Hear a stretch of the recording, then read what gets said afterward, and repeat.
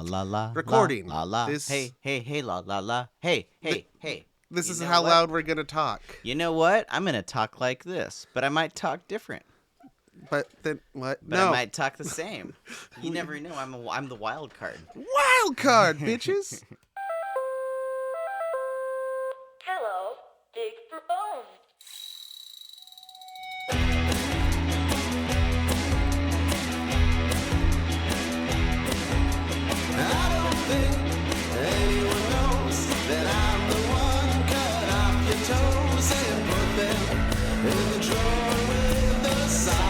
Hello and welcome to the Least Haunted Podcast, a place where science, skepticism, humor, and anthropology meet to discuss all things spooky, haunting, supernatural, and sometimes just the plain ridiculous. I'm your host, Cody Franks, and joining me as almost always is... Every ear eagerly equates each electronic element... Wait, sorry, start with it again. Every ear eagerly equate... God damn it, it's a tongue twister. Every ear eagerly... Everly ear... Everly ear. Damn you, this one finally got me. Every ear eagerly equates each electronic element of eclectic, energetic eloquence and effervescence with exquisite enjoyment explicitly and expertly expelled by... Garth. Hey, that's me. I expertly expel all kinds of eager things daily. So, hi everybody. This is the Least Haunted Podcast, and yeah, I'm seeing you behind a mesh screen, Cody. It's called a pop guard. Cody's got a new pop guard, and it's perfectly covering your face so that like it looks like one of those shows where you know the voices has been changed and your face is blurred, so I can kind of see you. Anyway, hi everybody. How's it going? What's new? Yeah, the pop guard is actually it's prescription. I have this. I watched Breakin' 2, Electric Boogaloo, and now I have frequent outbursts of popping and locking, and so I need a pop guard to keep it safe. Yeah, no, we had that's to tie ridiculous. him down to it. That's stupid. That's ridiculous. I like that. I like that. Even though I didn't laugh, I did like that. So, yeah, what's new? We're not doing ghost. We're not doing spooky checks anymore. No, that comes at the end. Oh, but you know what comes at the beginning? If you like what you're hearing, you can join our Discord, and you can also join our Patreon. Yeah, support us on Patreon. .com/leasthaunted. Yeah. And get all kinds of things at different tiered levels, like old Patreons. We just got a new patron last week. did. So we want to welcome our newest patron in the Jeff the Mongoose tier, and that's Josie Allen. Hey, Josie Allen. Thank you for being a patronizing us. That's super duper cool of you. Yeah. Josie Allen. That name rings a bell. Do I know Josie Allen? I don't think so. Do you? Let me know if I know you, Josie Allen. I don't think I do, but I've been known to forget names, and I might. Do you know anybody in Minnesota? Oh, possibly. Okay. No, I do. Some of Kelly's family lives in Minnesota. Well, that's where Josie Allen is, in Minnesota. Oh, I don't think so. I don't think I know Josie. All right. Hi, Josie. Anyway. Well, you do now. Welcome. Patrons are just the friends we haven't met yet. That's know? right. A patron's just a friend you haven't met.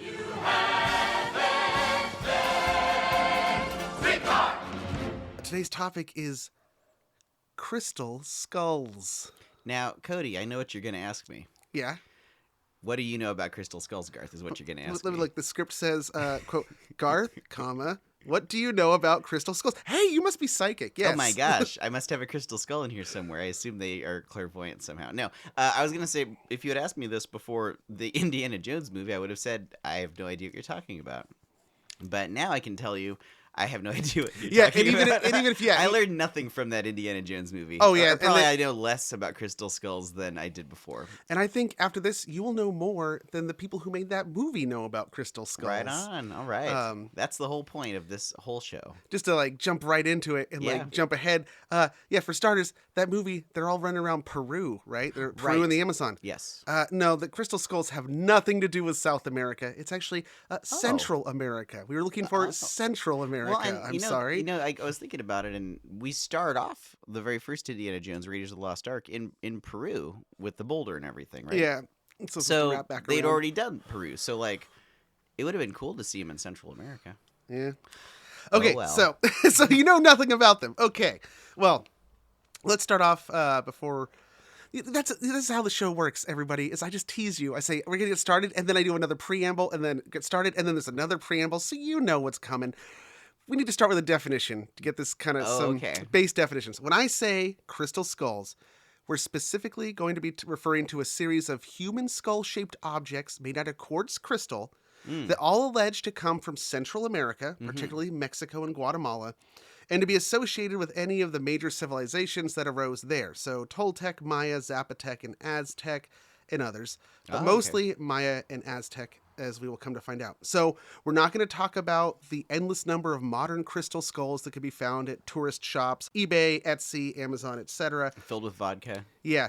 Nor are we going to be talking about the skull of a Homo neanderthalensis encrusted in calcite crystals, which was found in a cave in Altamira, Italy. Still incredibly cool crystal skull. I mean, we could talk about that if you want. It's just not pertinent to our discussion. Oh, okay. So why'd you bring it up, Cody? Why'd you bring it up, Cody? Because that's what I do. With that out of the way, now we're going to get to the legend of the crystal skulls. Oh, nice. This is legend time? I guess. Okay. I want to put a label on it because it also could be a backwards carousel of time, as we're going to find out. It's whatever it is. You don't want to put a theme song on, is what you're telling Pretty me. much, Okay, yeah. fine. So, in several major and respected museums around the world, including the British Museum and the Smithsonian, the collections of both looted and legitimately acquired, but let's face it, probably still stolen from someone at some point, treasures, and goods that are in their collections, there are a number of very nearly identical replicas of human skulls made out of quartz crystal. I think to be treasure, it has to have been stolen at some point. That's like the definition of treasure to me. Anyway, cool. Okay. Yeah. Got it. They're often attributed as coming from Mexico and being of either Maya or Aztec creation. Over time, these artifacts have become the center of several outlandish and somewhat unbelievable claims. They have inspired everything from New Age cult-like movements to extraterrestrial conspiracy theorists to terrible vodka, and even more terrible sequels to beloved film franchises. But as we're going to find out, hidden amongst these false stories and myths is a real mystery with an answer, and if you could believe it, actual names that we can blame. So we know it's the whodunit. Oh, and we know who done it. We know who done it to blame. All Yeah. right. And it also proved a cautionary tale for how sometimes the ripples of misdeeds linger for decades and even grow into large tsunamis that can cause severe coastal damage. Oh, interesting. Okay. So, okay. to begin again, our tale has its origins in a very surprising place. 1850s California, the gold rush. all right. This sounds like a real story. I'm gonna put in story time theme music right now. Okay, fine. What time is it? Story time, story time. All right, it's time for a story time. Okay, so 1850s California, the gold rush. People from all over the world are flocking to California in hopes of either striking it rich in the gold fields or to make a fortune in any of the countless side industries that spring up. Why try to go mine the gold when you can be the guy who is selling the mining tools? That was my main takeaway from learning about the gold rush in 4th grade is the people who made all the money in the gold rush were not the miners. Were the ones selling equipment Exactly. to the miners. Yep. It's like just same with like I can kind of equate it maybe to military camps. Wherever military camps go, the interesting. economy around the area is purely meant to cater to the needs of the military base. Oh, I see. Yeah. So that's why you get, like prostitution around military bases as well. So, in the gold rush, you can also throw in a couple prostitutes wandering around those gold camps. Why not? Sure. Okay. One such hopeful was a Frenchman named Eugene Bobon. He was a prostitute? No, he was a hopeful, he was an aspiring prostitute. No, he was hoping to make some money in the gold rush. Oh, okay. Unfortunately, his gold dreams did not yield any results in California. However, he had a hobby that he could fall back on, and his failed gold adventure actually brought him closer to a place where he could explore this hobby more. For you see, Bobon was also an antiquarian. Yeah. What is that? An antique dude? Yeah, somebody who's Like- into antiques. Okay. And it's kind of like tomb raiding also a little bit. It's like, there's not real archaeology yet. And so you got people who are going around finding artifacts and antiques. They're an antiquarian. Got it. And he had a fascination with ancient Mesoamerica, so Mexico in particular. So now he's in California, which once was part of Mexico. Sure, yeah, you just go a little south and you're Exactly. getting all into ancient Mexico. Yeah, so since the gold fields of California did not work out, he made his way south to Mexico. Now, at this point, This dude's pretty on the level. Or at least he does take an interest in the culture seriously. So when he goes down to Mexico and he's interested in Mesoamerican history, he becomes fluent in Spanish and Nahuatl, which is the indigenous language of basically Aztec. Oh, okay. Nahuatl. Now at this point, I mean, the Aztec Empire was long gone, but Yes. but the Descendants are these are the descendants of the Aztecs. Okay. So this is in 1857. So at this time, history of Mexico, kind of interesting. There's like the Mexican Empire is a thing that starts, but it's actually run by Austrians.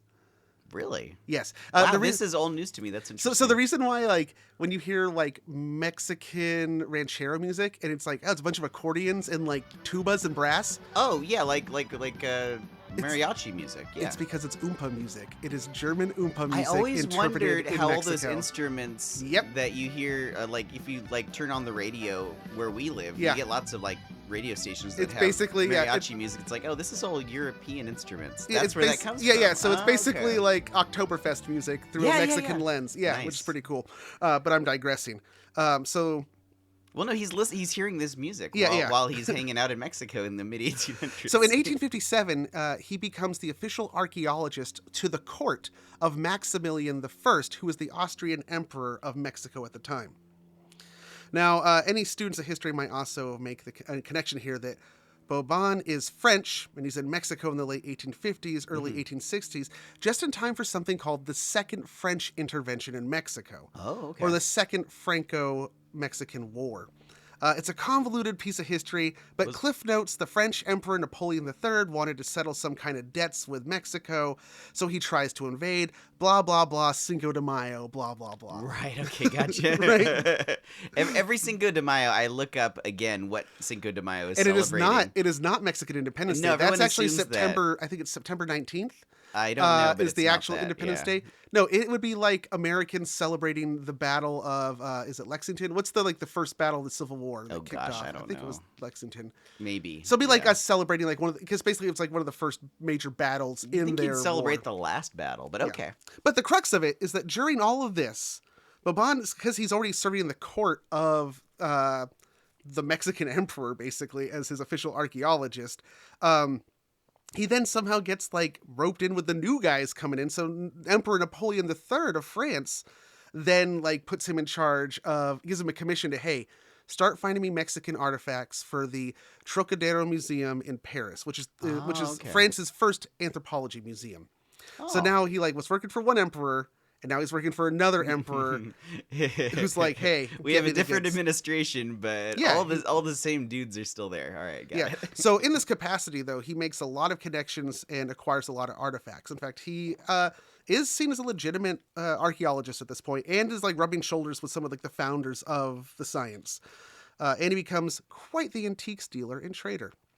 But that whole French intervention in Mexico doesn't go so well. And they get kicked out. And actually, that's how modern day Mexico begins as a country. Oh, so that's wow, their okay. origin story. Ah, okay. Around this time, though, so the 1860s, small crystal skulls start showing up on the antiquities. That's a hard word to say. Small crystal skulls. You know what the problem is? It's too much of that goddamn Norwegian. The K in Norwegian is pronounced like a Has sh. it broken your brain? It's breaking my brain. Okay. So if the K in Norwegian is pronounced sh, Only when is there a K sound in Norwegian? it'd be a C. Okay, so just imagine a Yeah. C when you see Okay. K. So around this Monty time, Python did a really good bit on that. Oh, thank you. I never thought of that. small crystal skulls start showing up on the antiquities market alongside other ancient Mexican artifacts. Mesoamerican artifacts actually became a really big thing for a while at this time, since there were a lot of new digs and discoveries were being made around Central America. This is like they're going into the Yucatan and clearing back jungle and like, oh, hey, there's like a whole city here. It must be kind of a golden age because it's all this kind of unexplored area, so they're probably finding pretty amazing things. Yeah, like Machu Picchu hasn't even been found yet. Wow. You know, so this is Okay, like, yeah, got so it. it's like Another gold rush, really. He left one gold field Yeah. and went to another where it's like, hey, there's Wow. money to be made in the antiquities market. The earliest crystal skull to make an appearance is one that is currently in the British Museum. It is 1.5 inches tall, and it Oh. joins their collection in 1857. I was imagining these were all human skull sized. Yeah, give it time. Interesting. Okay. There's Okay. evolution that'll happen. Ah. Over the next few decades, other skulls start popping up in museums. They all have a few common traits. They're seldom more than 2.5 inches tall, and they're made out of quartz, and they all have vertical shafts drilled all the way through them from the bottom to the top of the cranium, Ah. suggesting that they could have once been strung on a string, like some kind of ornament.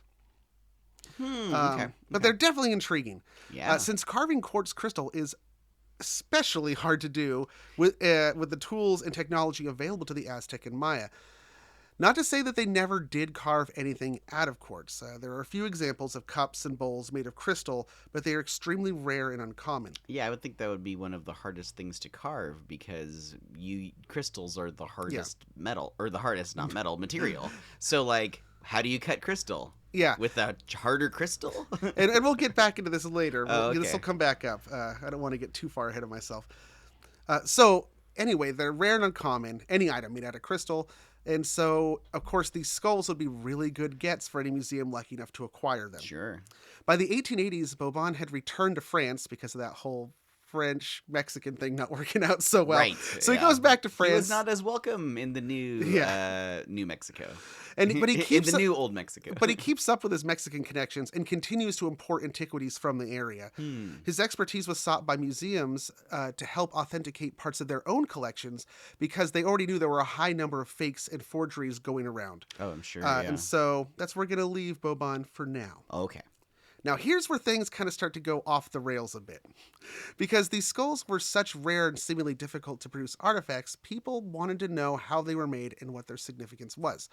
It can be said in archaeology that the more complex an artifact is, you can make certain assumptions about the object's purpose or importance. Like the more complex, like the more detailed in this Yeah, case? so the more effort that went into it. So, for Okay, example, gotcha. if you start finding a lot of crystal artifacts, this suggests the existence of a skilled artisan class who specialized in carving crystal. Right. Skilled artisans can't be artisaning if they're spending all their time acquiring food. Or I believe it's called artisaning. Yeah, No, okay. I don't know. So we can start to deduce a more complex society with labor divisions, farmers, sure. artisans, and so on, right? Yeah, I can see that. Also, if the material for the artifact is seemingly alien, that is to say it doesn't come from locally sourced material, then we can also infer trade networks. Oh, yeah. So an artifact in itself can actually suggest a lot more beyond just like its mere existence. You know, it's like Yeah, that's right. it's almost like inferring a lot of other like the things. platonic ideal, you know, of like, what is it? Well, there's all this stuff that went into making this. Next, depending yeah. on the skill and labor involved in the creation of an artifact, we can also maybe assume some importance of that artifact. No one goes through all that effort for nothing. Right. At least until you get like money involved. But like in a lot of earlier cultures, that's not an issue. So nobody's doing this just for the enjoyment. Still, it's labor and time. Yeah, exactly. That is always of value. Now, is this always the case? No. But it is a generalization that can help start an investigation into an artifact. Mm-hmm. But of course, the most important thing is going to be the context in which the object was originally found. Yes. But in the case of all these crystal skulls, the context is missing because as we're going to find out, for none of these skulls is there a recorded location of where they were recovered. This was the from. Wild West of archaeology, Exactly. where it's like, all right, we're gonna take a bunch of treasure and not remember where each one piece came from. Right. And here's an interesting thing about Mayan and Aztec skull imagery. Yes, they used a lot of skull imagery. Their gods are depicted sometimes wearing human skulls, and skulls are depicted on wall carvings and in frescoes, like paintings, as part of the human sacrifice practices of both cultures. After the heart was ripped out of the living victim, their head was then removed Oh, okay. and added to a skull rack, which was, Oh. as the name implies, a rack for human skulls. Right. I don't even have a skull, let alone multiple skulls. Yeah, Thus to necessitating require a rack. a skull rack. The skulls would be pierced around the temple area of the skull, like the side, and they would run a wooden dowel through it and link it up to other skulls. A skull kebab. Yeah, making basically they're like beads, like giant skull beads. You brought up earlier that these crystal skulls had holes in them, so Yeah. I'm wondering if, because those crystal skulls you said were top to bottom vertical Yeah. for going on a string. These are temple to temple horizontal Yeah. for going sideways. A skull rack. For a skull rack. Or you could do skull foosball. Yeah. Interestingly, there are present at a few sites symbolic skull racks, which are carved out of stone. Oh, wow. So no actual human skulls, but rather the carved representation of one. Yet these are not three-dimensional skulls. This is more like a bas relief technique, where this is like a giant square block that has been carved in relief on the outside to depict the skull racks. But these are not three-dimensional It's not skulls. a carved 3D skull. It's Exactly. a drawing, so to speak, of a skull on one surface of In a fact, block. Okay. in Mesoamerica, there are no examples of isolated three-dimensional carvings, stone or crystal, or otherwise, of a skull. I mean, that would be pretty hard to do in 3D. Yeah. In one piece, because from skull to skull, you're gonna get real thin between each skull, and that would be hard to keep that piece in one. So, like, carving an isolated on its own object that's a skull was just not something that they did. Interesting. The skull was always represented as part of a larger piece. This shows that there's not a cultural practice of carving small, isolated human skulls as independent objects. So then, where did the crystal skulls come So from? who made them and why? If we take them at face value, that they were made either by Maya or Aztec artisans, and given their complexity, they must have been valuable or important, because they're seemingly the only examples of this item in existence. Yeah, it's a rare thing. Yeah. Right. And especially since there's no other skull objects, like I said. That's a reasonable line of thought to, like, say, okay, they must be rare. But what if these skulls would have been virtually impossible to create with the techniques available to those artisans? What could that mean? Maybe they were traded and actually were made somewhere else, further south. That's because you are sane. Okay, so that was a reasonable. Yes, a reasonable person would then assume hypothesis I just came up with. A reasonable person would then say, well, what if they didn't make them? What if they didn't? What if make they them got them? Yeah, they traded somewhere them else. And they made somewhere else. But still, we have to wonder then who could have made them. That's not really an answer. That means where did they come from? But that leads you in the next direction of where to start investigating. Sure. Something tells me that's not what they were concluding. Yeah, the problem is when someone who makes it this far in their reasoning then makes the wild leap that because these particular people lacked the ability to make this object, therefore it must have been aliens or interdimensional beings or Atlanteans or Lemurians or something else. That's the crazy leap. Right. Least haunted rule, insert random number. You can, whatever is It's like the rules of acquisition in the Ferengi. Yeah, least haunted rule number 374 is... Just because you don't know how, who, or why, doesn't mean no one knows who, how, or why. It only means that your knowledge is limited. Doesn't mean it's aliens. Exactly. Just because you can't think off the top of your head of anything else, it doesn't mean it was aliens. Okay. No. So were they saying it was aliens back in the 1800s? No, that comes later. Okay. But, just saying that modern people looking like, well, if they could have done it, then... Oh, yeah, no, well, that's the go-to on everything ancient cultures did. We've talked about that many times before. Now, I want to bring up something interesting. These skulls get grouped into what are called generations. It's kind of like... Like an iPhone. Yeah, like an iPhone. Or Transformers, if you're a real nerd. Or our culture. Or We're our millennials. Culture. Yeah, okay. So...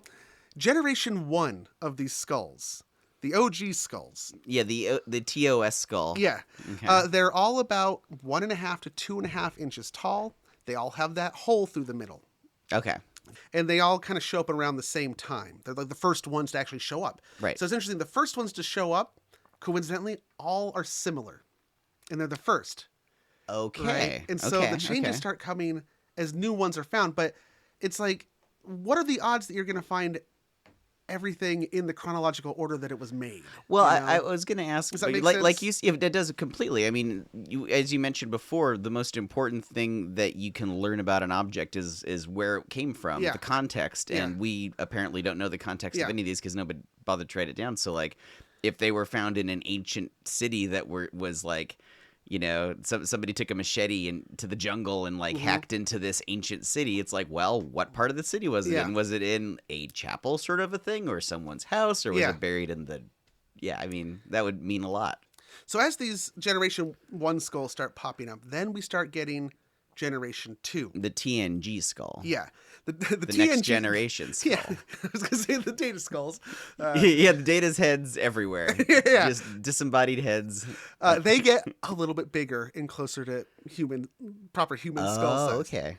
This So- is like classic shrunken head size. They're starting to you get bigger, yeah. Okay. So in 1881, another crystal skull pops up. This one is 6 inches tall. know? Okay. And of all places, it happens to show up in Paris, France, in an antiquities shop. Garth, can you guess who owns this antiquities shop?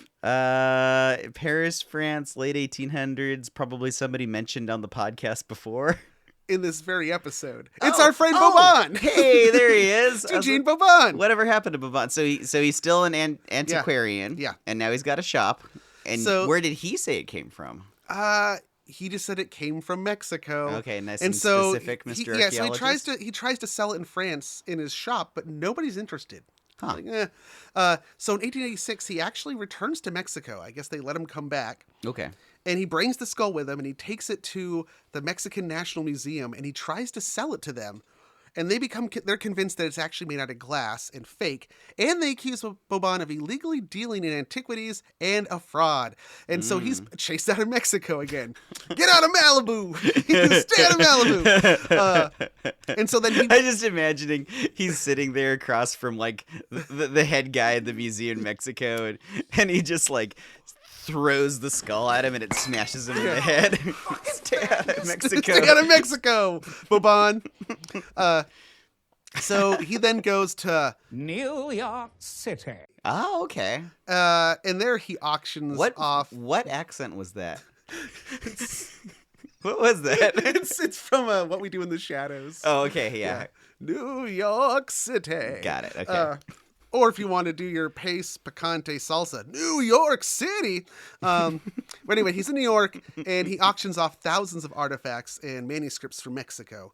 All these like pre-Columbian things. So he actually has like, by saying manuscripts, like, dude, pre-Columbian books, like those are very valuable. That's amazing. Yeah. Amongst the items he sells is that 6-inch tall crystal skull. It's bought by Tiffany & Co. No way. And I say, what about breakfast at Tiffany's? Tiffany's, in turn, then sells it to the British Museum, Oh, okay. where it goes on display. He should have just tried to sell it to the British Museum Yeah. himself. Okay, So was Tiffany's in the? I mean, I know of Tiffany's as being like jewelers or Yeah, something. and So were crystals. they in the process? Were they like buying artifacts and selling them to museums at the time? Do they still do this? I don't. Well, I know that like Tiffany's, yeah, they had such a reputation for being this like art house that Yeah. it could have been like as simple as them selling it to the British Museum as a way of also boosting their own like clout, you know, For sure. in the way that rich people do all kinds of charity works. that somehow benefit for them. Sure, for Yeah. sure. Okay, got it. So there, it's on display. Now we're gonna get into Generation 3. The DS9. The DS9 skulls. They show up in the 1930s. Okay. So in 1934, a British art dealer buys a crystal skull. It's an almost exact replica of the Boban skull that's in the British Museum, except the carving is a little bit more detailed on the orbits of the eyes, and its teeth are a little bit more finely crafted. I have a question about this, and I probably should have brought it Yeah. up earlier. What is the like style, so to speak, of these skulls? Are they kind of like pretty realistic, or are they stylized, they're like stylized. like sort of like a Dia de los Muertos? Kind of, yeah. Okay, Like the so like sm- the jaw, Yeah. jaw and the skull would be like one part. Yeah. that kind of a deal. Okay. So Gen 1 also has like the teeth are simply one horizontal line with a bunch of little vertical lines to make the teeth. Oh, There's okay, no right. like detail on the Got teeth. Like it, you don't yeah. can't say, oh, that's an We're incisor, gonna- that's a bicuspid. We'll you have know? to resurrect our Tumblr just to post these, Yeah. because that would be interesting to see all the different generations comparatively. But Generation 2, that skull that that Tiffany's bought and eventually ended up in the British Museum, didn't have that vertical hole through it anymore. It is a interesting. solid piece. Yeah. Okay. Now, this one that we're talking about right now, Generation 3 that shows up, the DS9 skull, Right. seems to be a near exact replica of the one on display in the British Museum, except I said its teeth are a little more detailed and the eyes are a little more detailed. Also, The red and black of the uniforms have swapped. Got it. yeah, it also has a separate lower jaw that disconnects and connect. It's Oh, an that's super articulated cool. jaw. An articulated jaw. Yeah. So you could use it as a puppet if you wanted. So the skull is made up of a block of clear quartz about the size of a small human cranium. It's about 5 inches high, 7 inches long, and 5 inches wide. So this British art dealer holds on to it for a while in the 30s, and then he puts it up for auction at Sotheby's, where it's purchased by this man, F.A. Mitchell Hedges. Mitchell Hedges. That's how he always had people introduce him when he would enter a room. I want you to please say hello to this man. I was thinking of in Half Baked, where he's like, oh yeah, this man, small-time arms dealer and Rottweiler fight promoter. So the skull sells to this man, F.A. Mitchell Hedges. Mitchell Hedges was a British adventurer, explorer, and avid spinner of yarns. That is, there were a lot of those back then. That is, an Lots of avid exaggerator. Did he have a big mustache that he would twirl? Yes, so he would exaggerate the tales of his exploits. He has an adopted daughter named Anna, and it's from Anna and this skull that most of the modern lies and misinformation regarding crystal skulls come from. Okay. So this is one of our culprits. Anna disregards the entire fact that the skull was purchased by her father in 1943. Okay. And not only we know that this is where it came from because there's receipts from the auction, Right. and he wrote a letter to his brother where he talks about buying this skull in 1943. Got it. Instead, she claims that she herself found the skull in 1924 in a Mayan temple while accompanying her father on a dig somewhere in Guatemala. Nice. Okay. And again, we just established this is fucking complete bullshit. Yeah. No. She made the story up. Okay. We have the receipts. Anyway, she says she found it in 24, and she says it has some strange qualities and powers. What powers, you ask? Why? How about? According to Anna, she was told by remaining Maya in the area at the time that the skull once belonged to the high priest, who used it to wish or will death upon enemies and other people. So okay. How about the power to kill a man from 1,000 yards away with mind bullets? That's the crystal skull, Garth. How about the power to move you, Cody? This gives this skull the nickname the Skull of Doom. Anna even claimed that she herself had used this power once to kill a man. Holy shit. So I guess you just hold the skull in your hand and say like, and then you like aim the skull toward the person and go, that guy, and point at him. This man. This man. She also claimed that the skull had healing properties and could cure cancer. Nice. Also, by gazing into the skull, one could see glimpses of the future. Nice. She said that she had seen the Kennedy assassination before it happened in the skull and did nothing to yeah. stop it. That's not a good look. Right? Maybe Kennedy's the guy she killed. Yeah, it could have been. Could have used a crystal skull. Might have stayed in one piece. Cut that out. Deflected the bullet. The claims she created about her crystal skull then bled into the other crystal skulls around the world. Over the years, Anna began taking the skull on the road and displaying it and sharing the tales of its magical properties for a fee, of course. In the 1970s, it was briefly given to the care of an art restorationist and expert named Frank Dorland. Dorland then added more false information to the legend. So he examines the skull and he claims that it had been carved out of a large piece of crystal without regard to the natural axis in which the crystal grew. Oh, okay. So there's like a grain to a crystal Exactly. like wood. So yeah, Or crystals have a at grain. any Okay. because it's a crystalline structure. That Yeah, they by crystals definition grow, means that yeah. to be a crystalline structure, everything has to be kind of lined up on an axis. And he's saying that it was carved in such a way that it wouldn't be the natural way you would carve that Exactly. shape. Yeah. Okay. So therefore making it more difficult to have created. He also claimed that the jaw was from a different piece of quartz entirely. What he was claiming was that whoever made this skull had done so by carving across the grain, which would have been impossible with the tools available. Further, he claimed that with the exception of the teeth, there were no signs of any chisels or mechanical manipulation. He concluded the skull was probably rough-shaped using a diamond chisel, and then was hand-polished and smoothed using sand over a period of 150 to 300 years. That's how long it would take to get the chisel marks out. Yeah. Got it. By just human hands and sand rubbing it. and that the skull was potentially 12,000 years old. Then, through some convoluted means, the skull finds its way to the Hewlett-Packard Crystal Laboratory in Santa Clara, California. All right. Simply the best! Now we're going to get some answers. Santa Clara. Help us, Santa Clara. I went to Santa Clara University. That's right. The Hewlett-Packard lab concluded that Orland was wrong about a few things. For starters, the jaw and the cranium were actually made from the same giant piece of crystal, not two separate ones. They also found presence of metal tools used to drill holes that were on the bottom of the skull. Oh, he didn't look on the bottom. I guess these holes were originally suggested to be evidence that it had one time been had some kind of like display legs or other piece to it. Got it. Yeah, okay. But they looked in there like, hey, there's like evidence of metal in here. So after this, Anna denied any future requests to examine her skull of doom.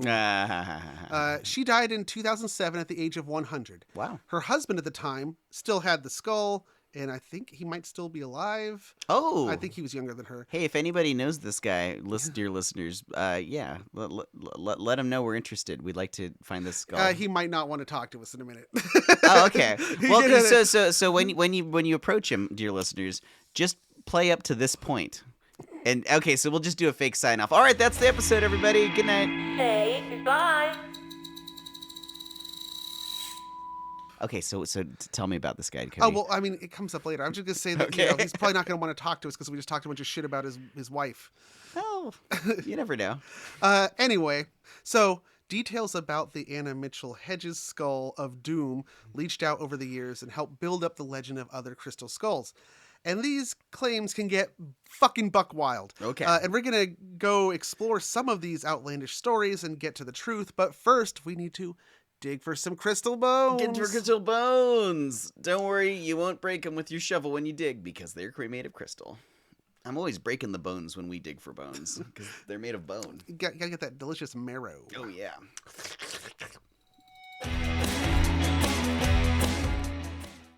Did you grow up with a lack of parental supervision? Do you know all the lyrics to The Fresh Prince of Bel-Air? Remember Mayor McCheese and the Fry Guys? Have an inexplicable love for the California Raisins? Can you remember Madonna's original phase? Then you might be a part of the Doom generation. Laugh until you cry with us each week as we stumble blindly through the memories of the movies And other random things. that doomed us to be the salty, sarcastic, sardonic ladies you want to hang with. You know us, you love us, you can't f***ing live without us. Doom Generation, available everywhere you find podcasts.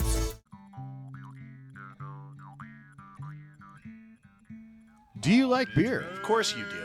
Do you like good food? You better believe it. Then we have the show for you. It's the Hoppy Trails Podcast. I'm Nick. I'm Travis, and on each episode of Hoppy Trails, we invite you to come along on our journey to explore craft beverages and the foods that accompany them.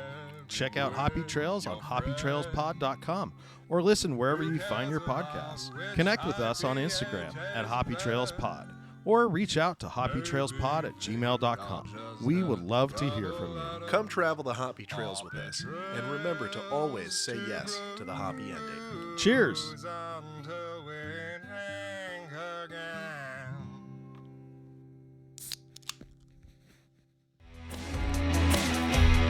All right, we're back. Those were some bones, weren't they? Cody and I just chatted for a while about unrelated things, and he just asked me if I remembered what we were talking about. So I'll give a brief synopsis of the episode so far. This French guy, goes to Mexico and finds some crystal skulls, and then gets kicked out of Mexico, and then tries to sell some crystal skulls back to Mexico, and gets kicked out again, and then sells them to Tiffany's in New York, and then some other British guy with a big mustache gets the skull, and his daughter says that she found it, and then she died, and the skull's still around, and we've been talking about that skull. So almost perfect, almost flawless, except for the fact that the Skull of Doom is not the skull that Boban tried to sell. Oh, that was a different It one. appears to be a replica. Like somebody went to the museum and saw it and then recreated. Now, is that human-headed size? Or are we on to? It's about 6 inches tall. Oh, okay. So this you know, is like a a small this is child Generation 3 still. Yeah. Okay. We're Gen 3. We're never gonna get to a Voyager. Oh, we will. Oh, okay. Okay. Yeah. And then Ooh. ENT, and then Okay. Disco. So, Okay. Okay, so first we're going to get into. I said we would do some of the crazy stories about the crystal skulls. So let's start with Atlantis. Atlantis. Now, dude Dorland had claimed after examining the Skull of Doom that it could potentially be 12,000 years old. Mm-hmm. Well, what super advanced civilization would have been around 12,000 years ago capable of carving a quartz crystal against its axis? Atlantis! Of course. When in doubt, Atlantis. And that's it, really. I mean, Okay. there is no other evidence here, but there are no shortage of Atlantean believers who point to the crystal skulls as evidence of the existence of the sunken continent. Right. Associated with this, I was watching this one YouTube video where they were just throwing out all these crazy things without any, like, it was like when I was reading the book about Lemuria, and I'm like, Right. how do you know this? How? So, example, they said there's the idea there's 13 real crystal skulls in existence. All the others are fakes or imitators. But there's 13 this is real going to come ones. up in Garth's corner. And they correspond to 13 temples that existed in Atlantis. Oh, okay. And apparently they know the names of these temples. So the skull is like, this is the skull of the animal temple and so forth. And the idea is that, like, you had to gain access to the skull, you had to show, like, your mastery of whatever that thing was.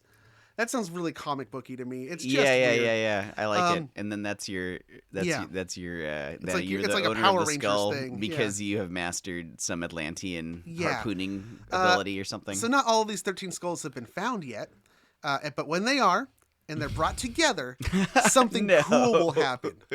What is that something cool? What is that something cool, Cody? I don't know, but believe me, it'll be totally awesome, and it'll change history forever. They're all going to start Whatever it is. glowing when they all get together. Yeah, they open the door. They open the door.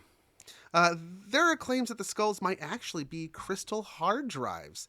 The idea being that because of the piezoelectric ability of quartz crystals, that therefore means that there could be information stored inside the skulls, I guess. Oh, yeah, okay. And the I right like that. energies could allow for that information to be retrieved somehow. Nice. Which means that the Atlanteans must have been really, really advanced, or more likely, aliens. Sure. In the early 2000s, one author put forth the idea that the skulls were somehow tied to ancient Martians who escaped the cataclysmic destruction of the Martian atmosphere by coming to Earth, and that they either made the skulls or they brought the skulls with them from Mars, and then, I don't know. Yeah, okay. Yeah. I like that one. Mars, it did once have an atmosphere, right? And then it lost it? Yeah, I think it seems like it because The core of stopped different moving? things. I don't know. Okay. I think there's a lot of theories about Mars, but the idea is that it once had an atmosphere, I believe. Yeah. Long ago. But whether they're Martians or not, the alien connection really caught on with certain celebrities and creators. Dan Aykroyd. Garth's Corner, Yeah. foreshadowing. There are some who actually claim still that the skulls were made by the Maya. Oh, okay. Only that the Maya were much more advanced at the time. There's this author, Drunvalo Melchizedek. Drunvalo Melchizedek. And he wrote this book called The Serpent of Light.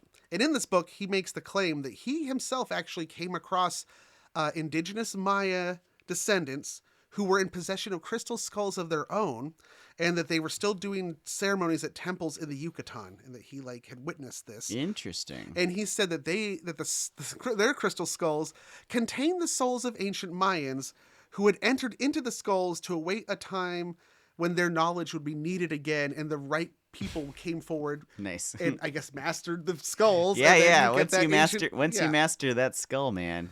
Yeah. And that's also tied to this whole, there's this thing that's the neo-shamanist movement.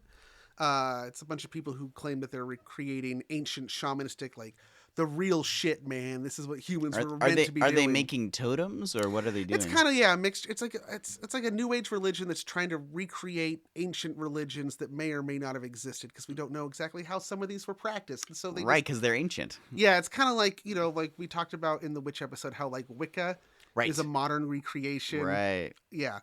So same thing. There's these neo-shamanists, and they have now jumped on the crystal skull thing and said, no, the crystal skulls actually have ancient shamanistic roles and importance, and are very important to shamanistic traditions. Like shamans had these crystal skulls, but there's no evidence for that. The thing is, there are people who really believe in the supernatural abilities and qualities of these crystal skulls.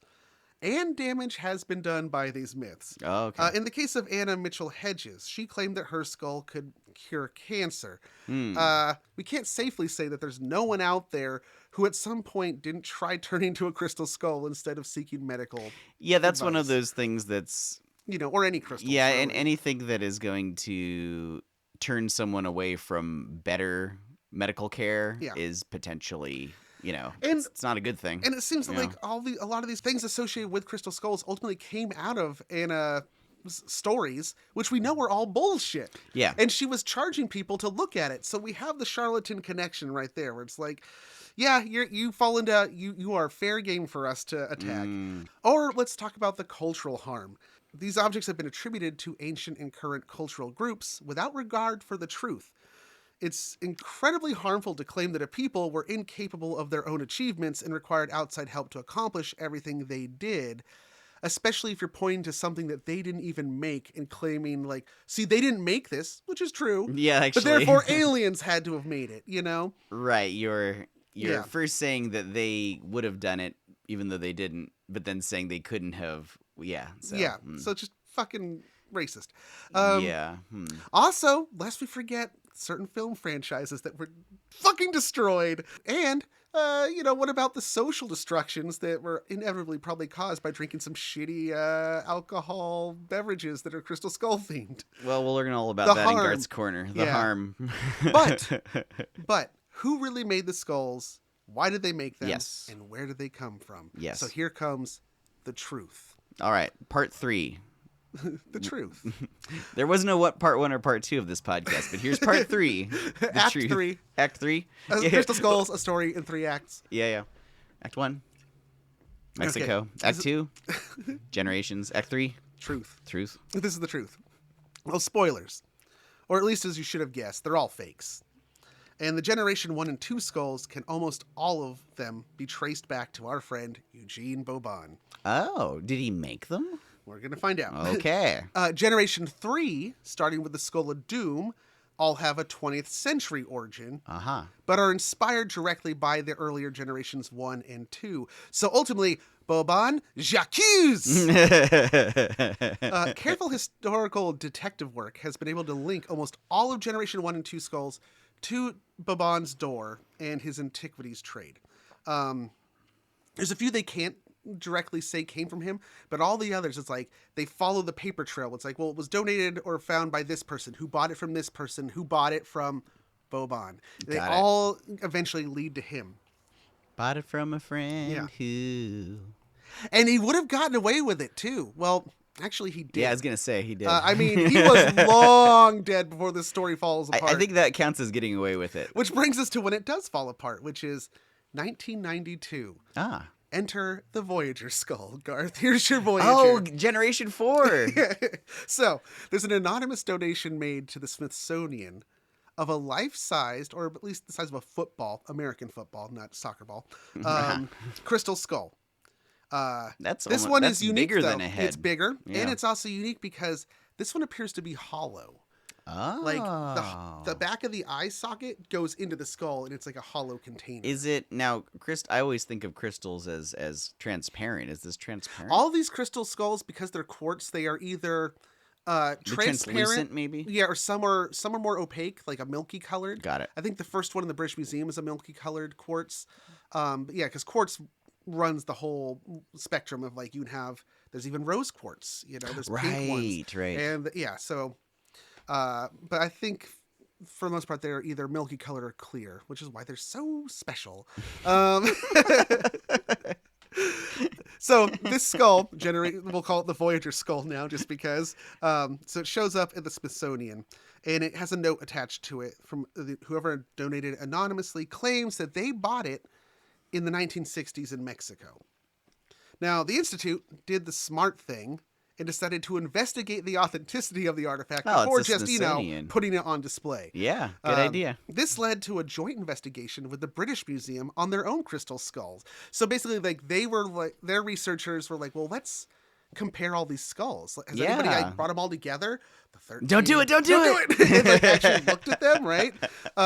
it was the first time that all of these skulls were going to be put to modern scientific tests. Nice. At least since like the 70s. you know, Right. but- Well, a lot has changed Yeah. in 20 years until the 90s. Now, remember how I said earlier on in Act 1 that there were actual authentic quartz crystal artifacts from Mexico? Right. Okay, so most of these are beads. Oh, okay. There's not a lot of them. So I spoke with Dr. Tim King about this earlier, and his area of expertise is Mesoamerica. That's right. So Tim told me that quartz is not actually seen as valuable by Mesoamerican cultures. Oh, okay. It was kind of like a novelty. They're like, yeah, it's pretty, But it didn't hold the same amount of because you wouldn't sell it to the Right. equivalent of Tiffany's in Mesoamerica would not have cared much about these things. because Okay. it was very hard to work with and carve anything intricate out of it.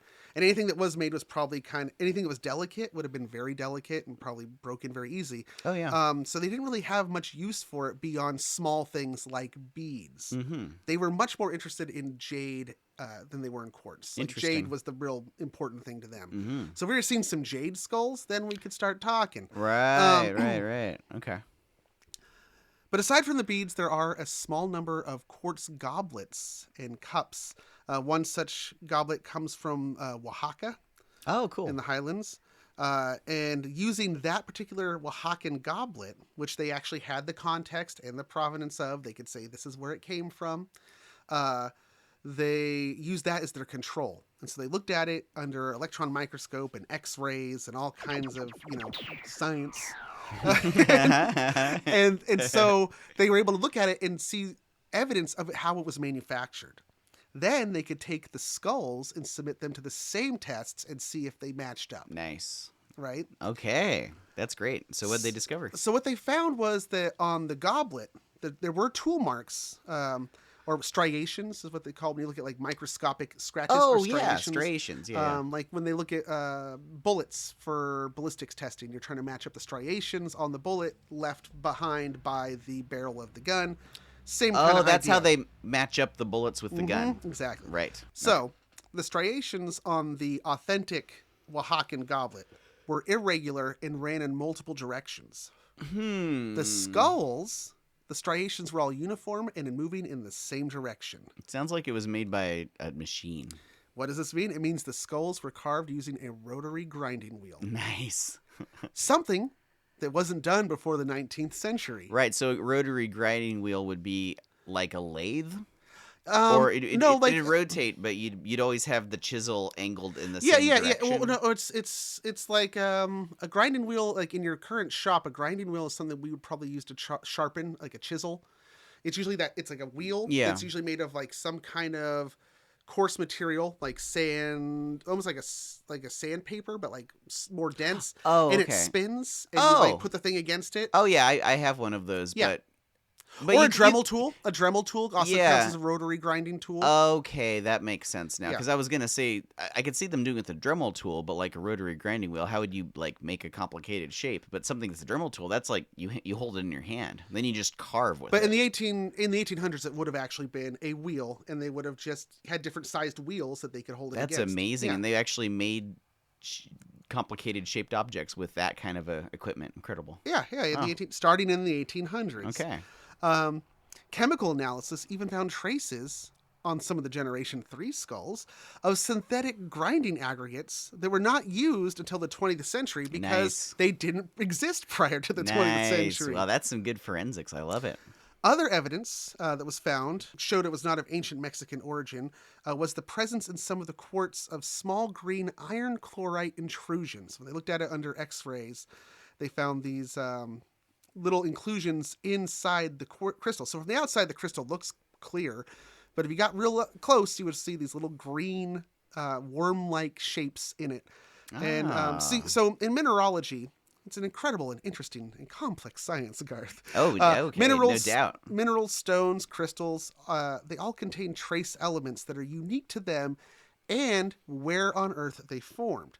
So it's why isotopic analysis of teeth can reveal where in the world that calcium that made those teeth came from. Wow. So they can look at like your teeth and say, well, we know that he is from this area because he was the calcium in the his water teeth. and the isotopes matches. Yeah. Amazing. So, they use that a lot in like missing individuals. They will try to look at isotopic analysis of their teeth to get an idea of where in the world Oh they man, came but from. if you only drank bottled water bottled in New Zealand Or Fiji water. or Fiji water, oh no. If you drank only Fiji water, they'd say, hey, He has a lot of plastic in his belly. He came from some municipal water area around San Francisco. Yeah, right. You know, you really think that water's coming from fucking Fiji? Yeah, right. Yeah, no way. Shots fired. All No right. way. Okay, so Cody is a Fiji water truther. Crystal Geyser doesn't come from Shasta. Where was I? I don't yes. know. So they have green iron chlorite intrusions in the quartz. Now, those chlorite intrusions are only found in quartz from 2 places in the world: Nice. Brazil and Madagascar.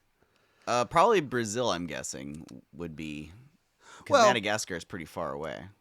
Yeah, well, here's the thing: is like we don't. So there are extensive trade networks that existed in Mesoamerica. I mean, Right. corn made it all the way around, and it came from Oaxaca. Well, that's basically. kind of what I was thinking. At least that's the new world. Yeah, macaw feathers find their way north and stuff Right. like that.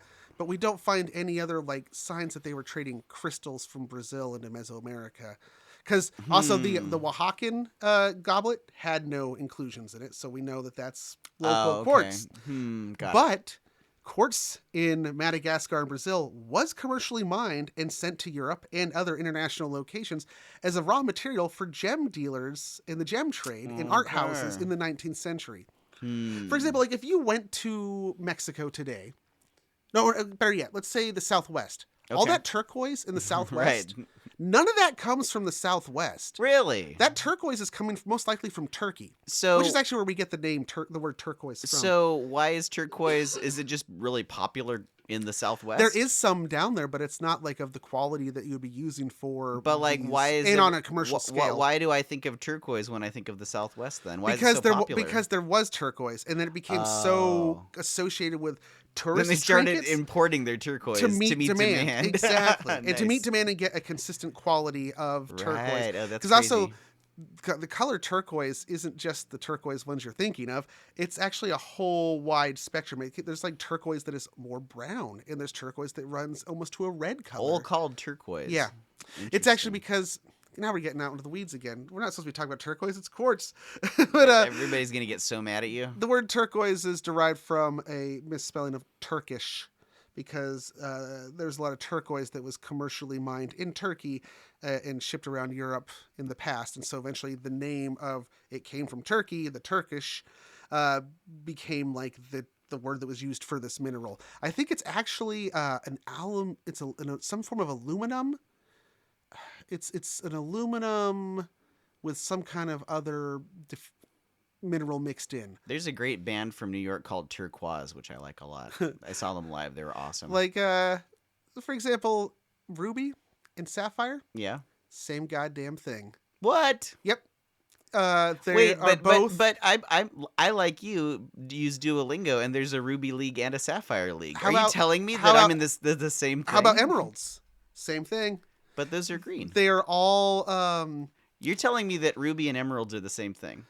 They at a mineral level, they are the same thing. The only difference is they have different impurities that change the color of them. But the material That they are is the same. Wow. Yeah. Mind I think they actually blown. might be a quartz. I know so little about rocks. All right, so circling back to Yeah. the episode. Bring it back in. We're in an episode about crystal skulls. So what happened next? So what happens next? Okay, so some of these art houses that were getting this Brazilian and Madagascar quartz in the 19th century also happened to do business with Boban. Oh yeah, of course. So it's possible that he was finding them there. Hmm. Or so it appears that Boban sourced and moved these fake crystal skulls as part of his antiquities trade. It is important to note that he was dealing with real artifacts as well, though.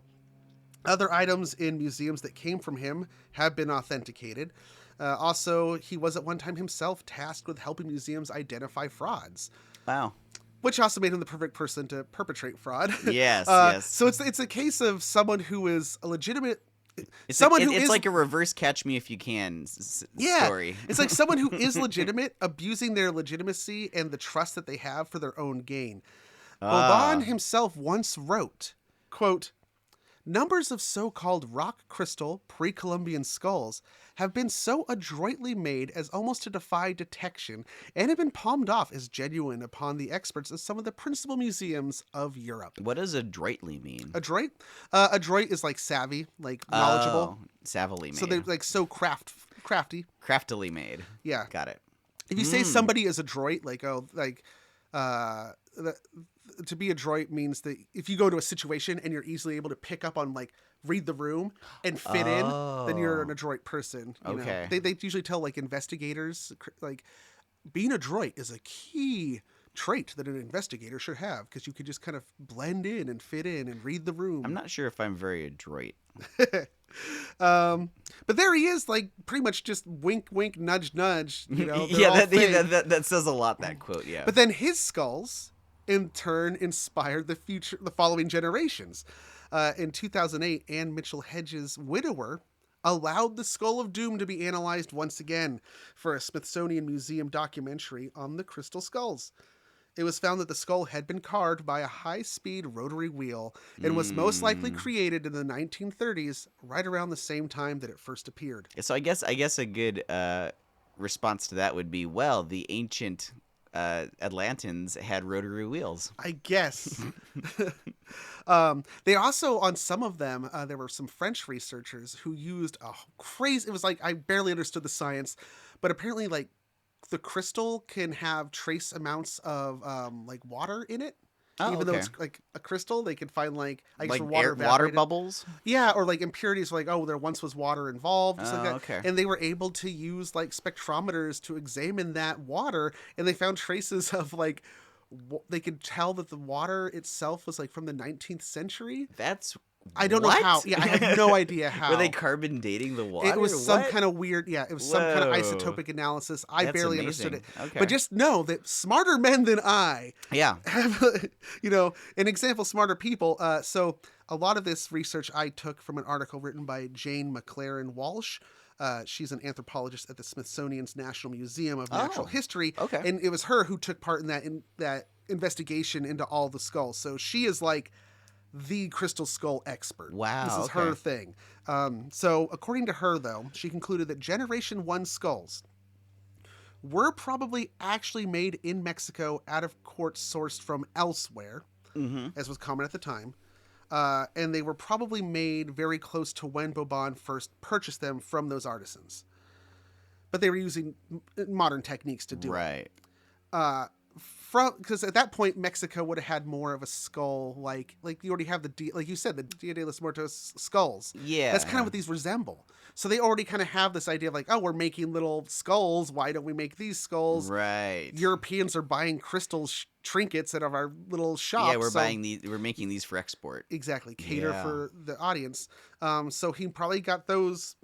Those were not real, but at least they came from Mexico. Yeah, they're authentically Mexican, even if they're not what he was saying. From that success, he then commissioned Generation 2, which were larger and no longer had that hole through the middle. Right. The hole probably was because they were meant to be you're supposed to hang them as a little tchotchke. Right. You know, look at this crystal skull. I'm going to hang it in my window. Like a prism. Or like you're going to give somebody the key to your bathroom at your gas station. Right. You want them to walk off with it. You put this skull on. Which is like a really modern thing to think about for something made in the 1850s. I mean, but I can see that. Yeah. You know, yeah.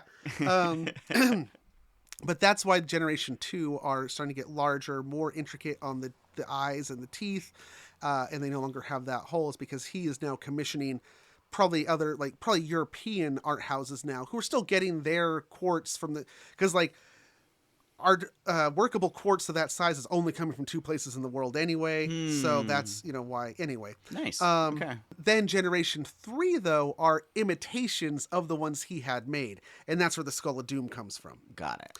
Today, we're in generation like 20 plus. Okay, so we've had ENT, we've had the new we're the lower decks now. We're all the way to lower decks. This is Crystal Skull's lower decks. Which is Prodigy, Strange New World. It's a global phenomenon full of its own self-referential meta-memes and humor. Wow. It's become an art form all of its own. Wow. So just go online and do a search for crystal skulls that you could buy, and the permutations and styles are endless. Oh, that's cool. And It's many the are thriving thing. But there are some that are still being sold as authentic artifacts or are touted as having supernatural curative properties. Mm-hmm. So, the ripples carry on. Wow. That is a fascinating look at something that I knew nothing about. Yeah. They didn't cover any of that in Indiana Jones. They did not. Part-time. Part-time. Why did you use that take? What? All right. Okay, so now it's Garth's Corner. All right, on to Garth's Corner. I actually have the song ready here, so here we go. So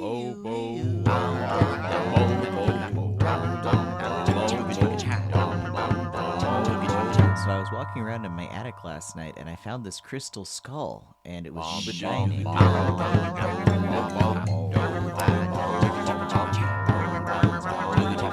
It got me to thinking, how do you cut a crystal skull? Like, crystals are the hardest things to hold. Cody's grinning. Not that I would want to cut a crystal skull. I mean, I wish I had one in my head, Shit. Well, it's like it's Garth's Crystal Skull Corner. Garth, real quick, Yeah? you are the living embodiment of that there are 24 useful hours in every day. I have no idea how the hell you keep up with the pace at which you output. Do you know what I was referencing with that song? There was this old song called Rubber Biscuit. It was like a 50s novelty song, and it was basically that. It was like bow bow bow chicka. Oh, do you know about a rubber biscuit? And I don't know. It goes on and on. It's very strange. Anyway, that song's been stuck in my head for days, so I was like, all right, I've got to do this. Also, it's so telling that you and I both have very esoteric wells that we pull from, and never the twain shall meet. No. That's really that's weird. what keeps this fresh. Yeah. So welcome to Garth's Corner. This is Garth's Crystal Skull Corner, and I just need to find my notes. Here we go. All right, so Crystal Head Vodka. It was made by Dan Aykroyd and artist John Alexander. They started this in September 2008. So right around the time of the Kingdom of the Crystal Skull. Yeah, it was hot on the minds and in the zeitgeist of back in the old days of 2008 when we were feeling so. It was just a different time back then. Good times. 2008. Anyway, so it was filtered, quadruple distilled, filtered 7 times, and packaged. The bottle was actually a crystal skull. Okay. Now it looks different. You brought a jar over here Yeah. that is a crystal. Well, it's a glass skull. Yeah, it's a glass. Yeah, But this glass thing, crystal. it's hard to describe. But if you haven't seen this, it's a vodka bottle that's very spherical, and it is the shape of a skull with kind of like a base. Yeah. It embedded into it so it doesn't roll over. But it holds vodka, and this was a Dan Aykroyd and A Dan Aykroyd joint. yeah, a Dan Aykroyd creation. So I've got some funny, interesting anecdotes about this, including an interview that he did with Forbes, which has some amazing quotes. So that this is what Garth's Corner is going to be, because I started reading about it. It's hilarious. Let's see. A few years after it debuted in May of 2011, 21,000 bottles were stolen from a warehouse in Southern California, and Dan Aykroyd said that he was just happy that some consumers would be afforded the opportunity of tasting it at a significantly lower than retail price. It's very expensive. It is very Let me expensive. point that out. Otherwise, I was gonna buy one to take a drink of it. In fact, I do have one shot left in this very cheap vodka that I got that's made in Santa Cruz, Hideout Vodka. You So, could tell. shout out to Hideout Vodka. I'm gonna just finish Okay. this right now. Oh, all right. Anyway, continuing Garth's Corner. What were you gonna say, Cody? No chaser. Just like Thelonious Monk taught us. Did he not do a chaser? One of his most famous compositions was called Straight No Chaser. Nice. Anyway, there was something I was going to say. Oh, you left out the part about the crystal vodka when you said it's filtered. One of the things it's filtered through are magic crystals. Oh, They're cool. magic diamonds. I guess I missed Like that part. spirit diamonds I or didn't some read shit? all of it. I did my research for about a half an hour before And this started. the the bottle has melted actual crystal inside the glass. Holy shit. Now, that's talking about premium. Yeah, that's That why is it's so expensive. premium. You're paying the big bucks. In 2013, Aykroyd spent 90 days on the road promoting the vodka, and it was the official vodka of the Rolling Stones 50th anniversary tour, 2013. Jesus Christ. 2014, so this is great. In 2014, forensic artist Nigel Cockerton used clay. He's a forensic artist, and he built up the muscle and the skin to show what this person's face would have looked like. The result resembled a laughing man. Dan Aykroyd said he was pleased with the face. He previously thought of the bottle as being feminine, and he nicknamed the bottle Joy due to the joy that it brought him. He was also relieved the face did not look like his own face, the face of Dan Aykroyd. I forgot to mention that one of those generation... somebody took a replica of the Skull of Doom. Oh, did they make it into a face? And they did it, and it appeared to be, it had the features of a European woman.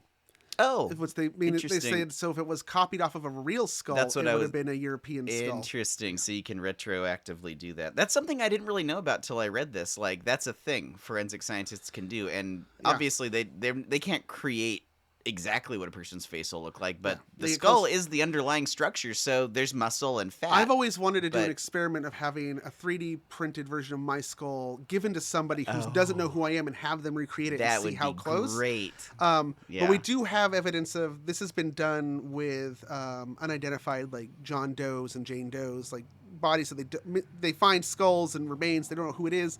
They do these reconstructions, and have put them on posters, and they actually have led to positive IDs. I was going to ask, as a proof of concept, if that works, it would be easy to do it. You would do it the way you just described. Yeah. You take a replica, yeah. Yeah, well, you'd have to scan your skull without ripping your face off. Oh, MRI or CAT scan. Yeah, CAT scan. Yeah. And then make it, and then have a forensic scientist reverse engineer your face. In 2020, the Crystal Head Vodka released a limited edition rainbow-hued Pride bottle in celebration of diversity and equality. So they jumped on the Pride thing, so they had a rainbow skull. Then I read an interview with Forbes magazine that came out 10 years ago. Aykroyd said, all right, quote, I can't do a good Dan Aykroyd, so I'm not going to try. I can kind of, but... Do you want to do a Dan Aykroyd and read this? I'm trying to think of Dan Aykroyd. Hold on. He kind of talks like this. He has a very quick way of talking. All right, so I highlighted it here. Go ahead and read that. Happily, the legend of the 13 heads furnished us with all the attributes we would want to describe to Crystal Head Vodka. Purity, positivity, clarity, and enlightened consumption. Enlightening the drinker of our pure spirit as a natural derivative from the story of the skulls.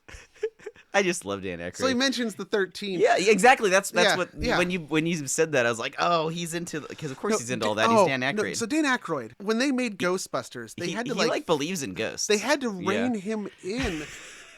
Because when he wrote the first version... I have an idea. This ghost will give me a blowjob. Well, that too. Yeah. But the first version of the script, like, there was crazy shit that, like, happened, and he was just like, well, that's... and, like, when he's referencing, like, oh, the great blah, blah, blah of 1913, it's like, no, he really is quoting some kind of crazy esoteric thing. So was he having a problem with the inauthenticity of the way ghosts were depicted in Ghostbusters? I don't know. I guess it was just, they're like, dude, Dan. This is a comedy. Yeah, lighten up, dude. No, he was just trying to be authentic. And then the interview is very strange. Go and read it if you want, because Dan Aykroyd's so funny. Anyway, the interviewer asked him about SNL and fake ads, and then it kind of loops back in. And then because obviously the whole point is to sell Crystal Head Vodka. Yeah. So the next question was, well, if you were to create a spot for Crystal Head, what song would fit it best? Dan Aykroyd says, I'll do it this time. The Head is a friend to all music. Ancient sea chanties about pirates, heavy crunch metal, hellhound blues, Mayan drums and flutes, and old ventures tracks.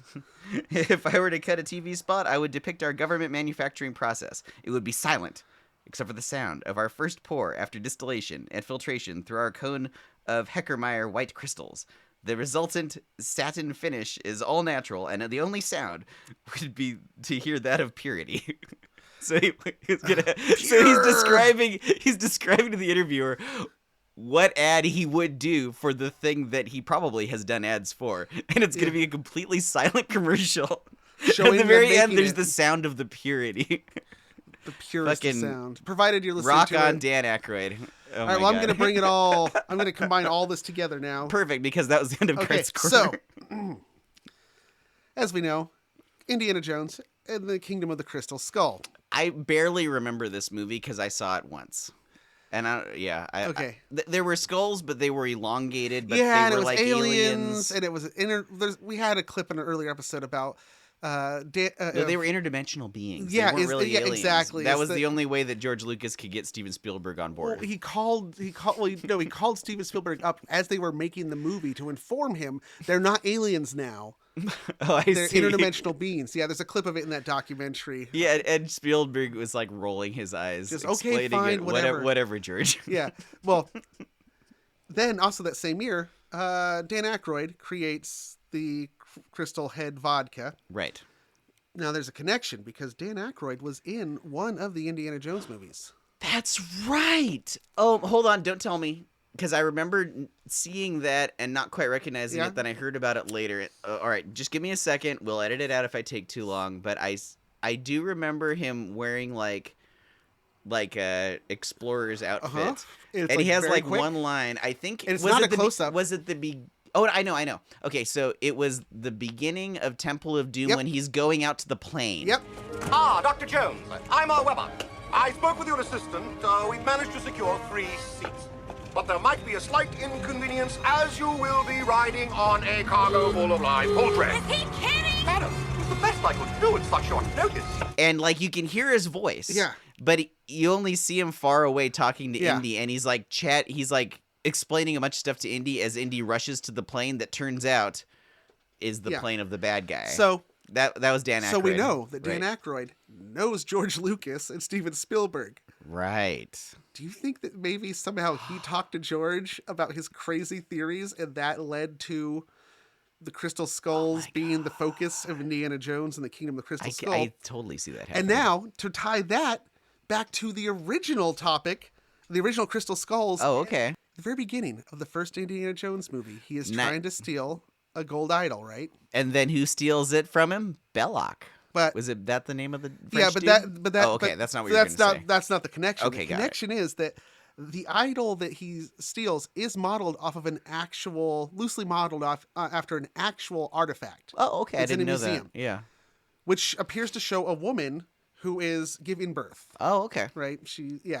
But the thing is that artifact, it turns out, isn't real because it is in an art style that's inconsistent with the place and time it was supposed to come from. Oh. But guess where that artifact came from or how it found its way to the museum? Mesoamerica? I don't know. It came from Boban. Holy shit, really? Yes. That's so Boban had crazy. furnished this idol to a museum. Which was fake, and then Which was turned fake. out to be the But- and model was for the the Indiana yeah. Jones idol that he steals and the boulder chases him. Wow. So the original Indiana Jones film series, I haven't seen the new Dial of Destiny. I haven't But it either, no. begins with an item that was inspired by something that was furnished by Boban. That is and the whole series crazy. ends with another MacGuffin item that came from Boban. Wow, you wrapped up so many things in that. That was great. That is the end of the episode, everybody. Except for we got Mic drop. Drop that mic. But The it's not mic over is yet. on a stand here, but It's not finished. I would knock it over, but there's cords.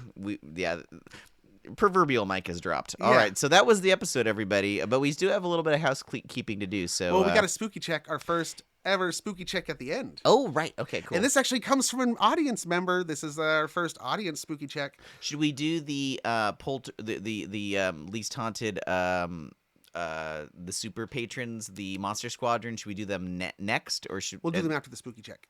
Okay, got it. Yeah, because that's more of housekeeping. I'll edit that out. Okay. So I think you should keep it because it took me a while to remember the term monster squadron. an embarrassing long time. Although I got there in the end. This episode's getting pretty long. Oh, okay, go ahead. Okay, so that's all right because I don't have a spooky check. Well, so this is actually a listener spooky check. Oh, nice. And this comes from Cheesebot O'Doom. Who's that? I don't think they're not on the Discord. They are. It's just another name. Cheese Nom de Botto- plume. Okay. Hello, Cheese Botto Doom. Did I say that right? Yeah. Cheese Bot O'Doom? Yeah, Cheesebot O'Doom. Okay. So they say, So I was ending my lunch break at work and went to throw my trash in the dumpster and soda can in the recycling and saw a sticker of, quote, lurking Jesus with a text bubble that says, I saw that, which I thought was funny until I felt that tickle at your neck that makes you look around. Oh, God. While I was taking a photo, while I was taking a photo of it, I looked around and up into the trees, and there were, I kid you not, 15 to 30 crows just chilling in the trees watching me. I'm sure if it's a good omen, Odin watches over me, or bad, Jesus does, and the crows are waiting for my corpse. Not that I believe in deities, but if then, I'd prefer Odin. It was if it was 15 crows, divide that by 2 with 1 left over. That's 7 Odins watching over you. So I'd say that's a good thing. And they've included photos, which I can share with you, Garth. Wait. But I'm curious too. Did Cheezo-matic Cheesebotto Doom. Did Cheesebotto Doom leave a picture of the Jesus is watching you sticker? Yeah. Because that's the most intriguing thing about the story. I got all of them to send you. You want to see them? I'm gonna come over to your side. Oh, okay. I was just gonna send them to you if you wanted. Make sure you speak up for the mic. Hi everybody, I'm on Cody's mic again. All right, so. Oh, I see. Oh, that's pretty funny. So there's Jesus peeking around the corner. It's a sticker on the very corner of a dumpster, and he's saying, "I saw that." That's pretty. So funny. Then, Cheesebotto Doom feels like they're being watched. Turns around. Oh God. There is just a bunch of crows looming over them. Those crows saw that.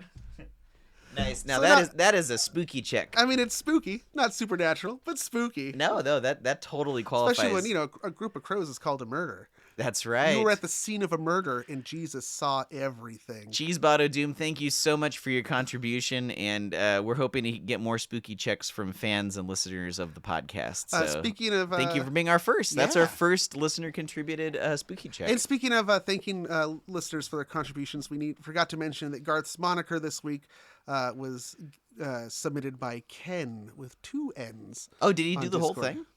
I think I changed a word, and I think I rearranged something. But yeah, nice job, Ken. That was a good one. It tripped me up. That's well, for sure. and it changed up the formatting a little bit. Yeah. Because it's not normally it's like title. This coming is the blah blah blah blah blah.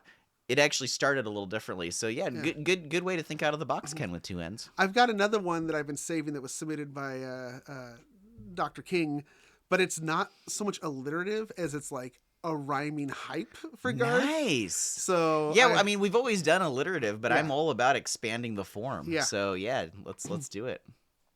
And further thanks of people who are supporting us and submitting, we got to shout out our Monster Squadron. I always thought we should do a drum roll for this, but we never have. No. It'd be weird to start now. But maybe I could do a if you want to do bongo drum roll. If you want to do it during your audio pass, you're more than welcome. Okay. Travis Alexander, the Bi Barbarian, Rachel Krieger, Tom Dahl. Hey, Tom, I hope your shirt shows up in the mail soon, and congratulations on the new house. Congratulations, Tom Dahl. Justin Duckham, Kelly Flynn, Gunnar Franks, Carla Harrington, Havelock, Lord... no, that was Lord Havelock. New Jared... I thought he changed his name. It's like, oh, did he get deknighted? He's not a lord anymore? I think it's just Havelock. New Jared, Brian Lamb, TJ Levenhagen, Alicia Overton, Jordan Ramey, and of course, as always, bringing it up, Blue Roan. All right. Now, those bongos were in media res, as they say. I was doing that while Cody spoke in real time. Thank you. Good job, though, Cody. Yeah. Well done with the Monster Squadron. And then rounding things up, also, you can again support us on Patreon. Yeah. And send us stuff in the mail. We're on Blue Sky as well, I believe, or are we? I am. I don't know, man. You know what? That's the thing. There's too many now. Yeah, there's just too many. We can't even keep up with threads. Whatever. Yeah. We're on Discord. That's the happy Discord spot. Really is the place to be. It's the hot spot for least haunted. conversation. Really, daily interactions. With you can only have so many places for a digital water cooler, and right now it's the Discord. Yeah, but yeah, so if you can send us stuff in our PO box, it's 22 P.O. Box number 22, Redwood Estates, California, 95044. No, 95044. 95044. I sent out some T-shirts the other day. Nice. To some of our Monster Squadron members, and We got stickers delivered almost there, but then they went back to Sweden the other day. Yeah, and then they finally came to my house, so we've got some new stickers. We're trying to set up a merch page soon. Yeah, hopefully we'll actually have merch you can buy online. Yeah, that's the so goal. We're trying to get a whole bunch of it. We're building mass. That's the thing, yeah. If you're going to have an online store, you need to have like a stockpile of shit. So we're getting very small things that could be more easily stored. So stickers. Yeah, and shirts. Yeah. But the nice lady at the post office, our postmaster. Oh, she's great. Oh, she's wonderful. She was very delighted with the shirts, and also that we have our own little like stamps. We should both go in together because I'm sure she doesn't know that. Because I go in there all the time mailing art, and like I chat with her and I show her photos of like the painting I'm mailing because I've already packaged it up. That would blow her mind if we both came in together. It's like, oh yeah, no, I'm in the podcast too. Yeah. Right, so we want to shout out the post office. Yeah, shout out the Redwood Estates post office. All right, and that's gonna do it. Yeah, that was enough, boy. That was enough. That was a lot. So until next time, remember, the only thing that's haunted is you.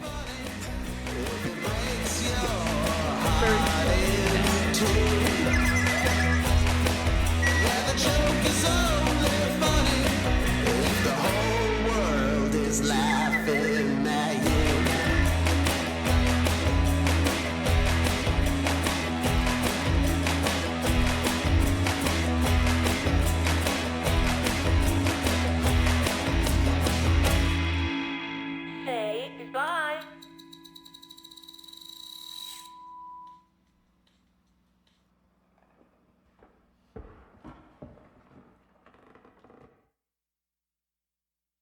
There were 13 heads, and it was purported that the Navajo, the Anasazi, the Mayans, the Aztec each had one. The most famous one is the Mitchell Hedges skull, which was found in the Yucatan by Anna Mitchell Hedges. She reached into a cave. She was with her grandfather, and it was around 1926, and she reached in, and there was an oilcloth-covered item in there, and she pulled it out and opened it up, and there was the two-piece detachable jaw Mitchell Hedges skull. The Hewlett-Packard engineers did a test on it in the 60s. They said it could not have been carved by a lapidary, by tools. It had to have been polished over hundreds of years, over centuries, to get to the shape that it was. So they said it was a polished item. It's a made-up tale. It's a total fabrication. It never happened. It never happened. Ah, horse shit! The Least Haunted podcast is recorded before a dead studio audience and is a presentation of Sequoia Productions, LLC.